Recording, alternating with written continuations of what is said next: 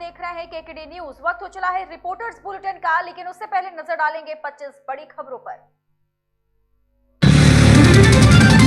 कांग्रेस के नए वीडियो में चन्नी का चेहरा और सोनू सूद की आवाज। पंजाब कांग्रेस में सीएम चेहरे को लेकर बड़ी हलचल। कोरोना की थमी रफ्तार, देश में पिछले 24 घंटे के दौरान 2,38,000 नए केस, कल के मुकाबले 20,000 कम मामले। पाकिस्तान में सूचना मंत्री फवाद चौधरी समेत 150 जनप्रतिनिधियों की सदस्यता हुई रद्द। 75 साल में पहली बार 30 मिनट देरी से शुरू होगी गणतंत्र दिवस परेड। गणतंत्र दिवस समारोह से पहले बढ़ी राजपथ की सुरक्षा, 300 सीसीटीवी कैमरे से रखी जाएगी नजर, हर चेहरे को होगी पहचान।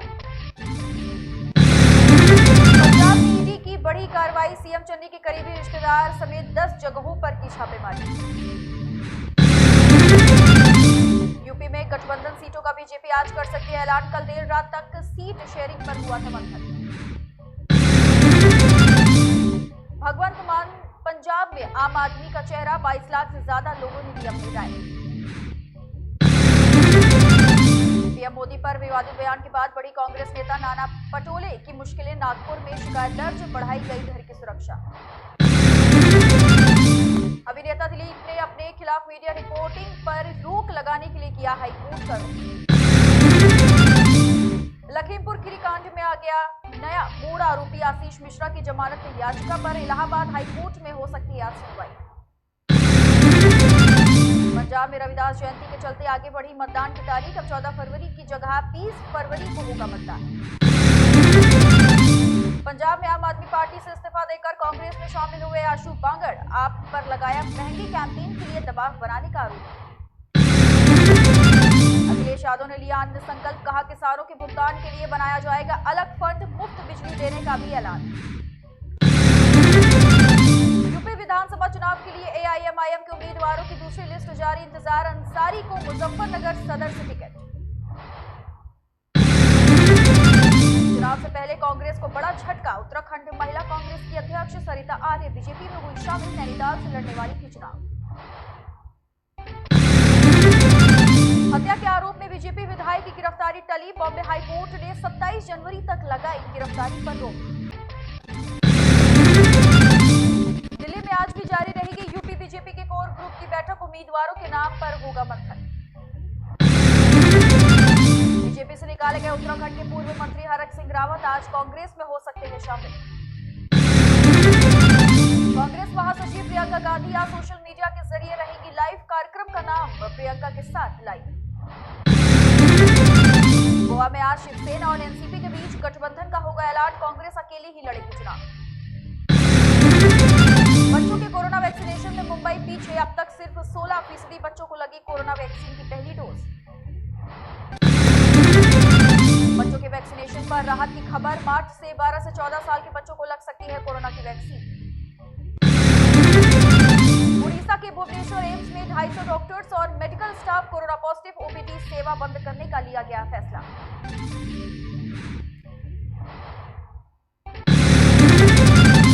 कोरोना के बढ़ते मामले देखते हुए कश्मीर घाटी में प्रशासन सतर्क, गुलमर्ग में सैलानियों की कोरोना टेस्टिंग शुरू।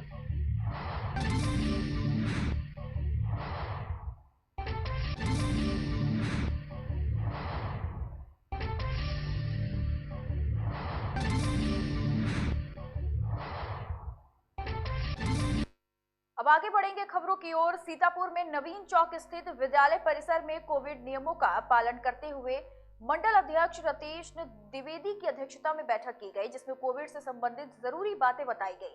बता दें कि इस कार्यक्रम का संचालन महासचिव आकाश राय ने किया। बैठक के दौरान जिला अध्यक्ष डॉक्टर वीरेंद्र आर्या ने पदाधिकारियों की 1 साल की कार्यकाल की अवधि को बढ़ाते हुए उन्हें मनोनयन पत्र बांटा गया। बाराबंकी में पूर्व सपा विधायक अशरफी लाल यादव की पुण्यतिथि पर सभा का आयोजन किया गया। इस आयोजन में कैबिनेट मंत्री अरविंद सिंह गोप और कारागार मंत्री राकेश वर्मा मुख्य रूप से मौजूद रहे। बता दें कि सभा का आयोजन बाराबंकी थाना के बदोसराय में किया गया।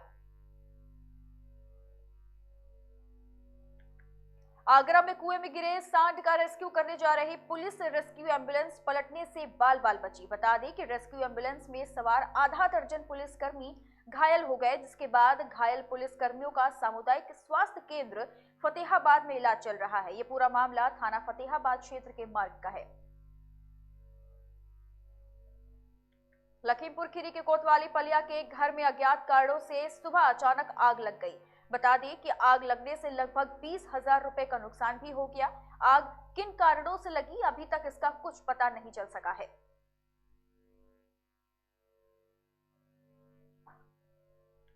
महू में राष्ट्रीय गोकुल मिशन की स्थापना के अंतर्गत 1 महीने का प्रशिक्षण दिया जा रहा है, जिसमें पशुपालन महाविद्यालय के पशु और प्रसूति रोग विभाग के डॉक्टर एसएस माहौर ने बताया कि गौवंश की दुग्ध उत्पादन और उत्पादकता बढ़ाने के लिए कृत्रिम गर्भाधान एक महत्वपूर्ण साधन है, जिसके जरिए गौवंशी और भैंस वंशी आबादी अभी तक केवल 30% का ही उत्पादन देती है, जबकि विकसित देशों में 100% गौवंश की आबादी कृत्रिम गर्भाधान करके दुग्ध उत्पादन देती है। इसी बात को ध्यान में रखते हुए देश में भी कृत्रिम गर्भाधान के विस्तार के लिए 1 महीने की ट्रेनिंग दी जा रही है। सभी किसान भाई और पशुपालक जानते हैं कि पशुपालन को यदि उद्योग धंधे की तरह निरूपित करना है तो हम सबकी मंशा यह होना चाहिए कि तकनीकी ज्ञान के माध्यम से हमारे दुधारू पशु जन्ने के 3 माह में वापस गर्भ धारण कर लें, क्योंकि जब पशु का दूध उत्पादन बंद होता है तो उसके गर्भ धारण करने के 3 महीने बाद वापस जन जाता है। तो श्वेत क्रांति का सपना तभी साकार होगा जब हम इस उद्देश्य की पूर्ति के लिए किसान भाइयों को, पशुपालकों को और हमारे जो युवा लोग हैं जो ग्रामीण क्षेत्र पे काम करते हैं उसके तहत वो एक तरह से प्रेरित हों। तो राष्ट्रीय गोकुल मिशन भारत सरकार के द्वारा यह योजना पूरे देश में चलाई जा रही है। इसका मूल उद्देश्य यही होता है कि कृत्रिम गर्भाधान के माध्यम से पशुओं को गर्भधारण किया जाए और उनसे जन्ने के बाद अधिक दूध उत्पादन बढ़ेगा तो पशुपालकों की आय भी बढ़ेगी। इस प्रशिक्षण के डॉक्टर एसएस माहौर जो समन्वयक हैं, क्या कहते हैं? नो डाउट कृत्रिम गर्भाधान से पशुओं का उत्पादन जो है बढ़ेगा, दुग्ध उत्पादन। अभी भारत में अगर सिनेरियो देखा जाए तो कृत्रिम गर्भाधान का जो कवरेज है वो 30% है, जबकि विकसित देशों में यही कवरेज 100% है। तो इस कमी की पूर्ति के लिए एक बड़ा जो ड्रॉबैक है, कमी है, वो है एक शिक्षित एआई तकनीशियन की। तो उसी सिलसिले में अभी राष्ट्रीय गोकुल मिशन की ये योजना चल रही है, जिसमें हम ग्रामीण युवाओं को, ग्रामीण शिक्षित युवकों को यहाँ पे कृत्रिम गर्भाधान का प्रशिक्षण देते हैं। और यह प्रशिक्षण कुल 3 माह का होता है, जिसमें हम 1 माह का कक्षा प्रशिक्षण देते हैं, उसके बाद इनका 2 महीने का फील्ड में जो प्रैक्टिकल ट्रेनिंग दी जाती है। हमारे साथ चेयरमैन इस मैत्री प्रशिक्षण के डॉक्टर बीपी शुक्ला सर मौजूद हैं। जी हाँ, ये राष्ट्रीय गोकुल मिशन भारत सरकार के तहत ये बहुत अच्छी योजना लाई गई है और इस योजना का जो बेसिक उद्देश्य है वो उद्देश्य बहुत ही अच्छा है, क्योंकि आज़ादी के इतने वर्षों के पश्चात भी कोई इतनी सघन योजना हम नहीं बना पाए और जिससे कि हमारे यहाँ हर पशुओं को कृत्रिम गर्भाधान के द्वारा हम उनका दुग्ध उत्पादन बढ़ा सकें।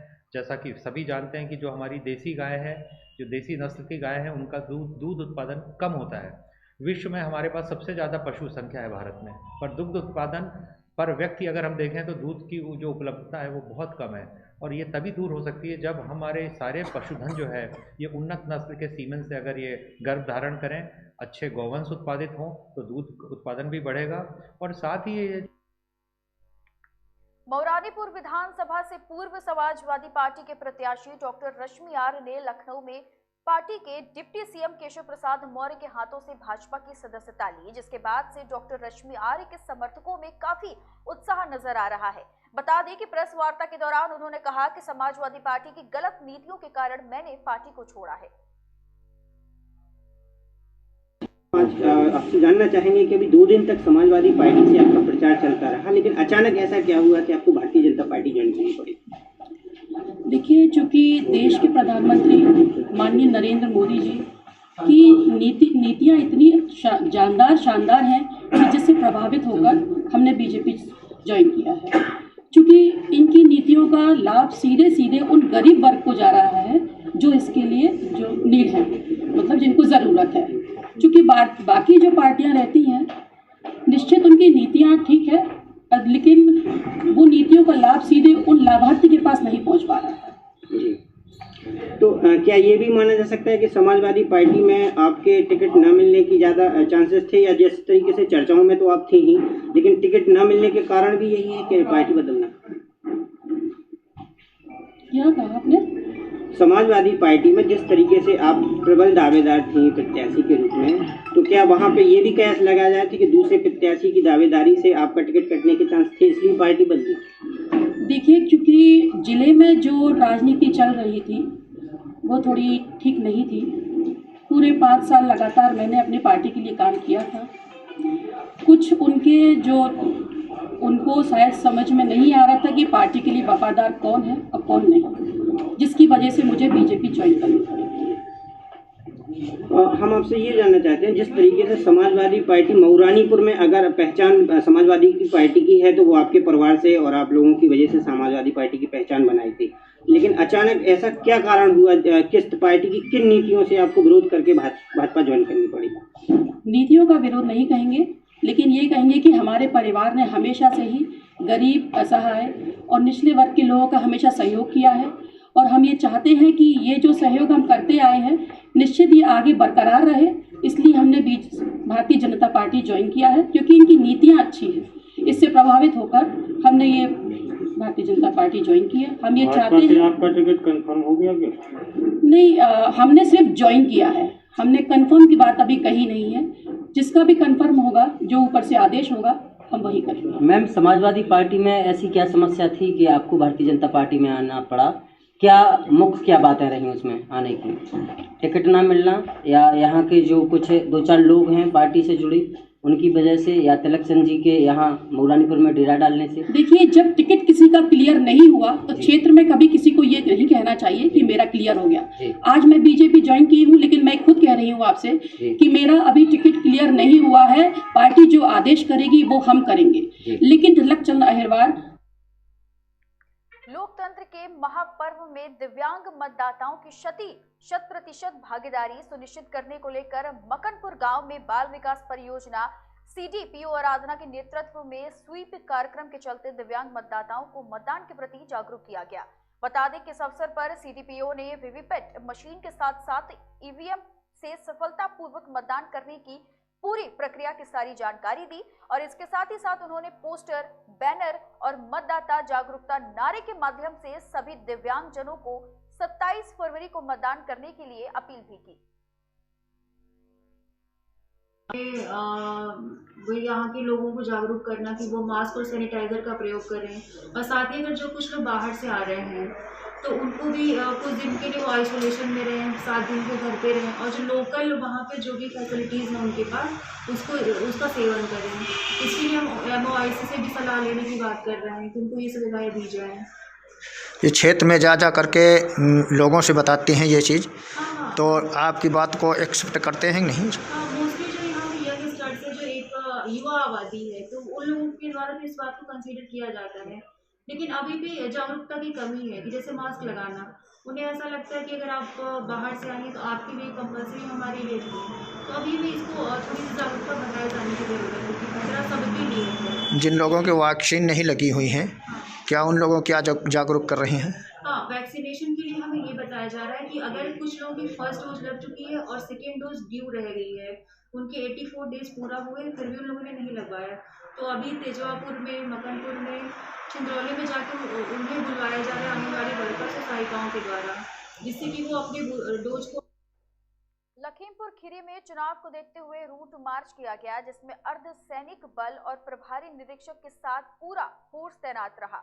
बता दें कि इस रूट मार्च के जरिए लोगों को चुनाव के बारे में बताने की कोशिश की गई और उनसे शांति पूर्वक चुनाव निपटाने की अपील भी की गई। इस रूट मार्च में प्रभारी निरीक्षक महोदय और CO सिटी मौजूद रहे।